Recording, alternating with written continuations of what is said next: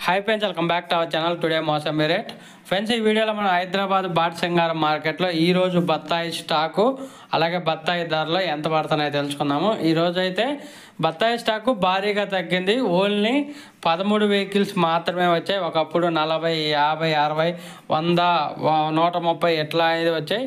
ఈ రోజు కేవలం 13 వెహికల్స్ మాత్రమే వచ్చాయి। రేట్లు చూస్తే మాత్రం అవే రేట్లు అయితే కొనసాగుతున్నాయి।